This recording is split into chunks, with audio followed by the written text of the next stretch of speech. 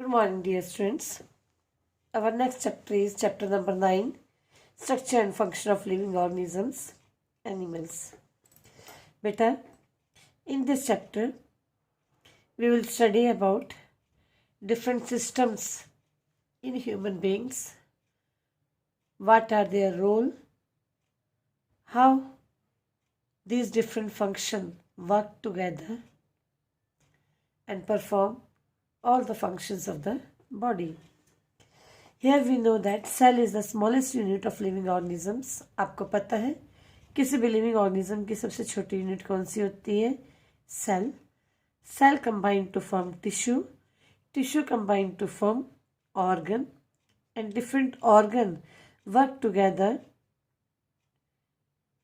means working together for a certain major activity form an organ system. Now, in this chapter, the different organ system in human body are digestive system, respiratory system, circulatory system, nervous system, excretory system, skeletal system and reproductive system. We will study one by one. Let us start with digestive system. बेटा, digestive system वो system होता है जिसके अंदर हमारी body के अंदर खाना जाता है, उसके बाद वो स्मॉल पार्टिकल्स के अंदर चेंज होता है, मीन्स डाइजेस्ट होता है by the action of enzymes, और फिर हमारी बॉडी उसको एब्जॉर्ब करके ब्लड के थ्रू डिफरेंट पार्ट्स के अंदर ट्रांसपोर्ट कर देती है. तो इसमें मीन्स डाइजेस्टिव सिस्टम में कौन कौन से हमारे बॉडी के ऑर्गन्स का इन्वॉल्वमेंट होता है, इसमें ये बताया जाएगा, और डिफरेंट ऑर्गन्स का क्या रोल है उसके बारे में एक्सप्लेन किया जाएगा. Food contain different kind of substances. These substances are not in the same form as needed by our body. Means food के अंदर जो सब्सटेंसेस है उस फॉर्म में नहीं होते जिस फॉर्म में हमारी बॉडी को जरूरत है.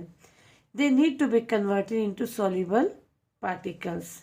The process of breaking down or conversion of food into very fine and soluble particles is called digestion.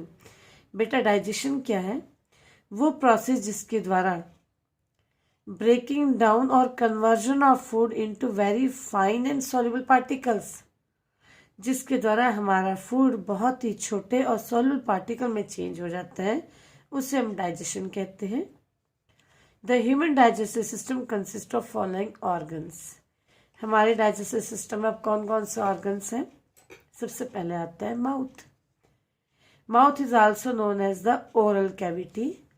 इधर बेटा आपका माउथ होता है, इसको ओरल कैविटी कहते हैं. इसके अंदर आपके आते हैं टीथ, टंग और सलिवरी ग्लैंड्स. अब आपको इन तीनों का रोल बताया जाएगा कि डाइजेशन प्रोसेस में माउथ के अंदर इन तीनों का क्या रोल है. सबसे पहले teeth.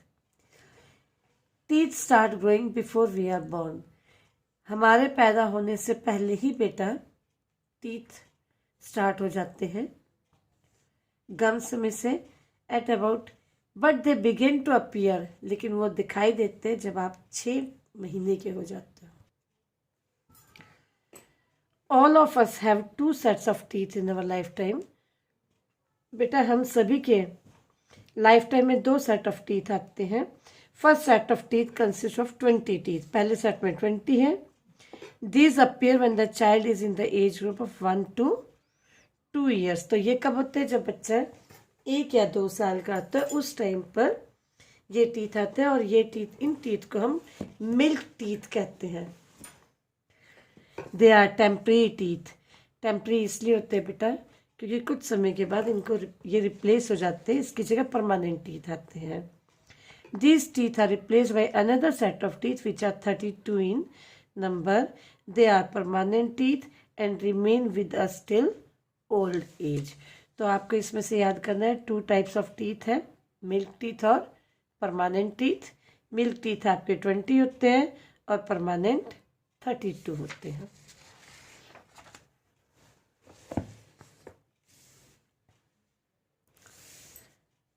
Teeth are hard structures that have 2 parts. 2 part होते हैं, the crown and the root. ये ऊपर वाला क्राउन होता है बेटा और नीचे root. The crown is the visible part of the tooth, ये हिस्सा हमारा दिखाई देता है बाहर। The root is inside the gums and is attach to a socket in the jaw bone, ये आपकी जॉ बोन है, इसके अंदर सॉकेट में खाली जगह होती है और उसके अंदर होता है। The root is inside the gums, ये हो गया आपका। The outer white part of the tooth is made of enamel, जो बाहर का वाइट हिस्सा है ये इनेमल का बनता है, जो कि सबसे हार्डेस्ट सब्सटेंस है हमारी बॉडी का। अब टीथ का क्या रोल है? Teeth are use to bite off large pieces of food, food के बड़े बड़े टुकड़ों को तोड़ने का काम करते हैं। They then crush and grind the food into smaller particles, पहले बड़े को छोटे में तोड़ते हैं, उसके बाद ये प्री मोलर और मोलर के थ्रू इनको ग्राइंडिंग का काम करते हैं, मीन्स रगड़ के और छोटे पार्टिकल्स में चेंज कर देते हैं। तो 4 टाइप ऑफ टीथ है आपके, incisor, canine, pre molar and molar. The last pair of molar teeth, molar का जो लास्ट का पेयर होता है उसको हम विजडम टीथ कहते हैं, वो 20 ईयर्स की एज में आता है। तो ये कैनाइन थोड़े सा आप देख सकते हैं ऊपर से पॉइंटेड होते हैं, जो टीयरिंग वगैरह के काम में आते हैं, और कटिंग के लिए इंसीजर, और फिर क्रश और ग्राइंडिंग के लिए आपके प्री मोलर और मोलर यूज हो जाते हैं। So this was all about teeth.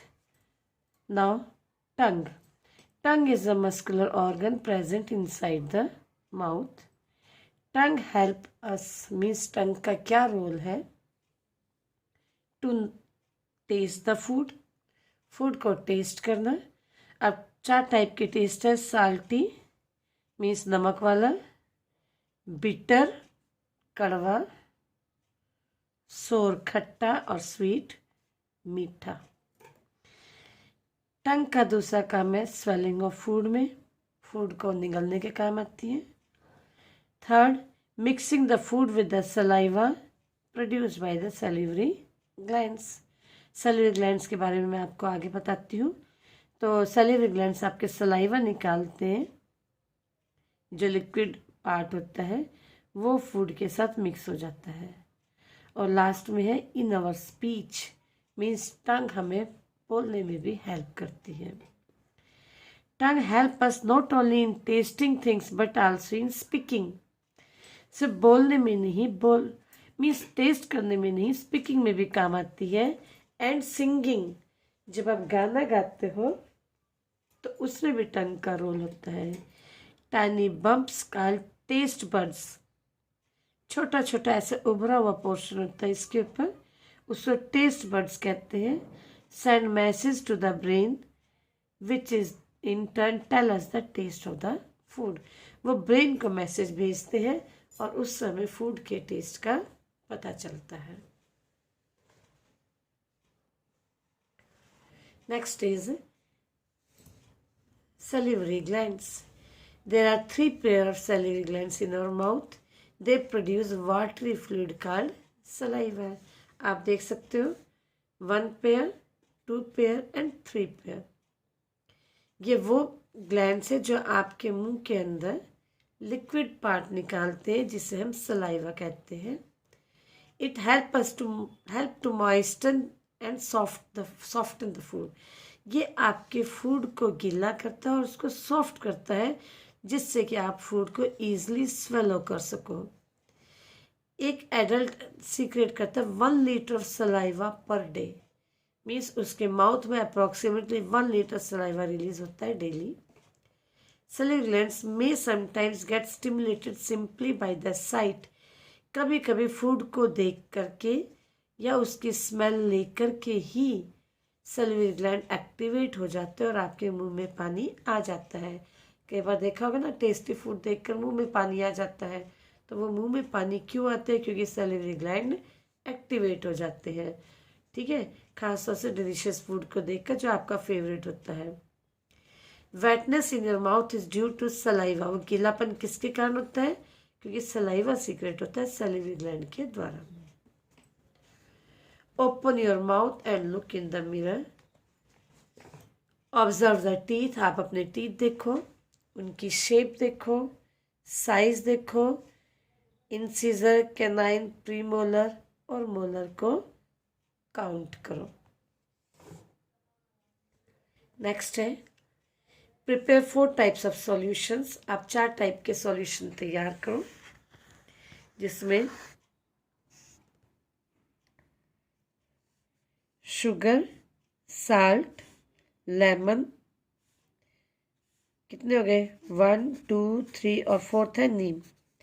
तो ये चारों टाइप के आप टेस्ट करने के लिए अपने पार्टनर को बोलो, ask your partner to put the solution 1 by 1 on your tongue using the dropper, और उनके टेस्ट को आइडेंटिफाई करो कि कौन से पार्ट से किस फूड का टेस्ट आ रहा है।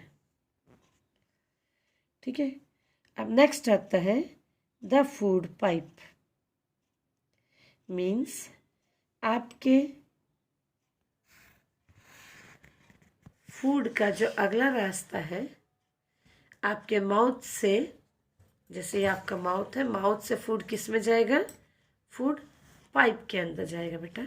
इसमें आप देख सकते हो आपकी बुक में पीछे ये जो डायग्राम था, इसमें ये क्या है, फूड पाइप है, जिसका दूसरा नाम इसोफेगस भी है।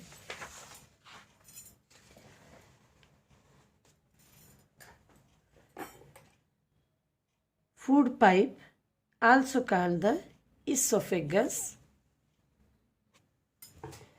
is a tube about 30 centimeter in length. It is connecting tube between the mouth and the stomach. ये करीब करीब 30 सेंटीमीटर की होती है और ये आपके माउथ को स्टमक के साथ कनेक्ट करती है। It acts as a passage for the food to slide down from the mouth. ये एक रास्ता होता है जिससे कि फूड आपके माउथ से आसानी से नीचे चला जाए to a bag like structure called stomach. This pipe is a muscular organ. The contraction of its muscle is responsible for pushing the food down into the stomach. ये पाइप एक muscular organ है और ये contract होती है जिसकी help से food आपका नीचे पुश हो जाता है।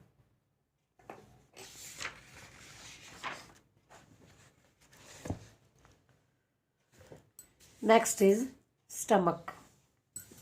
Stomach is a bag-like structure. Here the food is churned and changed into a paste-like substance.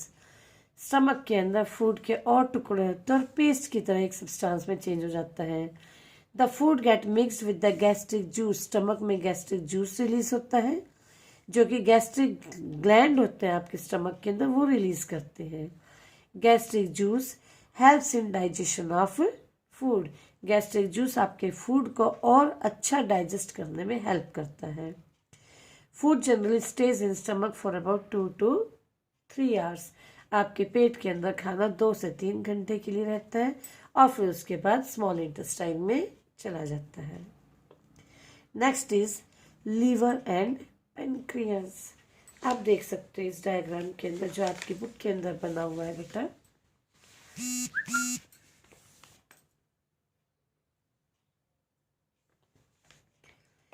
Stomach से फूड आपका इधर स्मॉल इंटेस्टाइन में जाता है, लेकिन स्मॉल इंटेस्टाइन में जाने से पहले लीवर अपनी सीक्रेशन डालता है और पैनक्रियास भी अपनी सीक्रेशन उस फूड के अंदर डालता है।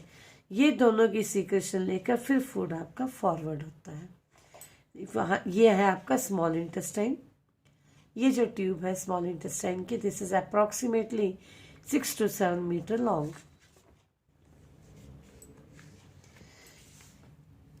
ये लीवर और पैनक्रियास 2 ग्लैंड्स हैं which are associated with the process of digestion. The liver in our body is the largest gland. तो ये सबसे बड़ा ग्लैंड है हमारी बॉडी के अंदर। It is dark brown in colour and ways about 1.5 kilogram. Approximately 1.5 kilogram इसका wait है। It secrets brownish green fluid called bile. The pancreas secretes pancreatic juice, which contains certain enzymes that help in the digestion of food. तो pancreas secret करता है pancreatic juice, जिसके अंदर कुछ enzymes होते हैं और वो फूड को डाइजेस्ट करने में हेल्प करते हैं। Next is small intestine. Small intestine is the longest part of the digestive system. ये सबसे लंबा हिस्सा है। It is a coil tube nearly 3 centimetre in diameter. तो इस ट्यूब की लंबाई चौड़ाई कितनी है, मीन्स डायमीटर उसका 3 सेंटीमीटर है और 7 मीटर लेंथ है। Food get mixed with the bile juice and pancreatic juice in the small intestine. आपका फूड बाइल जूस से और पैनक्रियाटिक जूस से स्मॉल इंटेस्टाइन में मिक्स हो जाता है। Both this juices help in digestion. और ये जूस आपके हेल्प कर रहे हैं ना डाइजेशन में, जो मैंने अभी ऊपर बताया था। Small intestine absorb nutrients. हाँ जी, ये सबसे इंपॉर्टेंट पॉइंट है इसका कि स्मॉल इंटेस्टाइन का क्या रोल है। It absorb nutrients from the digested food and takes them to all the cells of the body. Digested food में से न्यूट्रिएंट्स एब्जॉर्ब करके पूरी बॉडी के अंदर ले जाता है। थ्रू द ब्लड कैपिलरीज, जो सबसे पतले वेसल्स है ब्लड कैपिलरीज, उसके through. The food nutrients provide energy to the body, और इससे से आपकी बॉडी को एनर्जी मिलती है। The food that remains undigested and unabsorbed, जो आपका फूड डाइजेस्ट नहीं हुआ या आपकी बॉडी ने उसको एब्जॉर्ब नहीं किया, enters in the large intestine, वो आपके लार्ज इंटेस्टाइन में चला जाएगा। अब नेक्स्ट आता है large intestine. The lower end of the small intestine x tends into a wide tube like structure का लार्ज इंटेस्टाइन। आप देखो अपनी बुक में, इसमें ये जो आपका स्मॉल इंटेस्टाइन है, इसका जो निचला हिस्सा है ये इधर जाकर आपके लार्ज इंटेस्टाइन में एंटर कर जाता है। This is the large intestine.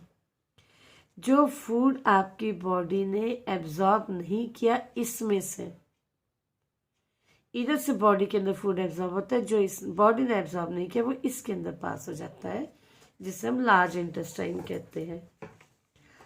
It is usually 1.5 metre long and 7 centimetre in diameter. Unlike the small intestine, large intestine is wider and shorter. ये आपकी जो लार्ज इंटेस्टाइन है ये चौड़ी और छोटी होती है। It help in the absorption of water from the undigested food. इसका क्या रोल है, जो आपका खाना डाइजेस्ट नहीं हुआ उसमें से वाटर को एब्जॉर्ब कर लेता है, which is then pushed out as waste, और वो एज अ वेस्ट प्रोडक्ट आपकी बॉडी से बाहर निकल जाता है फूड। लास्ट पार्ट होता है बेटा एनस। एनस आपके डाइजेस्टिव सिस्टम का ये सबसे नीचे वाला हिस्सा है। इससे ऊपर रेक्टम है। रेक्टम के अंदर जो फूड बाहर निकलना है, बॉडी से आउट होना है, वो कुछ समय के लिए स्टोर होता है, इधर एक्यूमुलेट हो जाता है। The undigested semi solid product is eliminated from the body. जो अनडाइजेस्टेड है, सॉलिड आपका वेस्ट प्रोडक्ट है, जो आपका फूड बॉडी ने एब्जॉर्ब नहीं किया, वो एलिमिनेट हो जाता है, मीन्स निकल जाता है बॉडी से through an external opening called anus. So this was all about digestive system in our body.